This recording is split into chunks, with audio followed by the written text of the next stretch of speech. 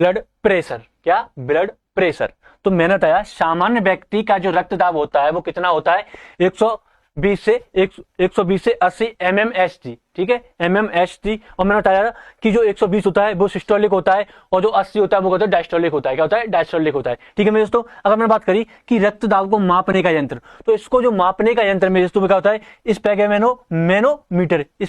Manometer जो इसकी खोई की थी वो किसने की थी? तो ध्यान रखना मेरे दोस्तों, इसकी खोई किसी रिंग रोसी ने। किसने? रिंग रोसी ने, ठीक है, किसने? रिंग रोसी ने। इसके बाद में बताया कि स्टीफन हेल्स ने, क्या, एक वैज्ञानिक था जिसने, स्टीफन हेल्स ने सर्वप्रथम घोड़े का रक्तदाब, या घोड़े में सर्वप्रथम घोड़े का रक्तदाब मापा, ठीक है। किसका नाम मापा था? घोड़े का, ठीक है, किसका? घोड़े का। और मैंने बात की मेरे दोस्तों कि जो रक्तदाब को ब्रेकियल, क्या, ब्रेकियल धमनी में मापा जाता है। किसमें मापा जाता है मेरे दोस्तों?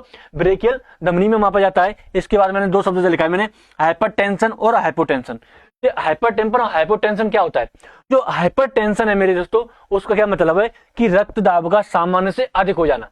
इससे सामान्य से अधिक हो जाना। जैसे मैंने अभी आपको दिखाया था कि कितना होता है 120 से 80, तो कितना हो जाए 140 से 90, कितना हो जाए 140 से 90। तो वो कौन सी कंडीशन में आता है? तो हाइपरटेंशन में। किसमें आता है? हाइपरटेंशन में। अगर मैं बात करूं मेरे दोस्तों कि हाइपोटेंशन, तो हाइपोटेंशन होता है वो क्या होता है? तो हाइपोटेंशन होता है रक्तदाब का सामान्य से कम हो जाना।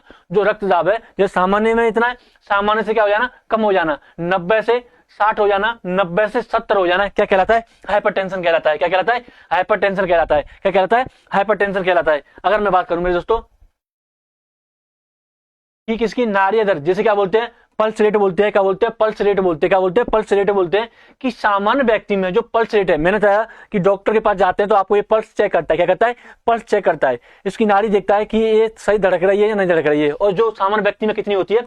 70 से 80 बार। कितनी बार होती है? 70 से 80 बार। और मैंने बात की कि पल्स रेट को मापने का यंत्र, तो मैंने आपको बताया स्पेगोमेनोमीटर। क्या? स्पेगोमेनोमीटर। इसमें मैनोमीटर नहीं, ध्यान रखना, ये क्वेश्चन अच्छा क्वेश्चन है, ठीक है। अब मैंने बात की कि जो पल्स रेट है उसको किस में मापा जाता है, तो मेरे दोस्तों जानना कि जो अपनी रेडियल धमनी है, क्या, रेडियल धमनी में मापी जाती है। किस में मापी जाती है? रेडियल धमनी में मापी जाती है, ठीक है मेरे दोस्तों। इसके बाद मैंने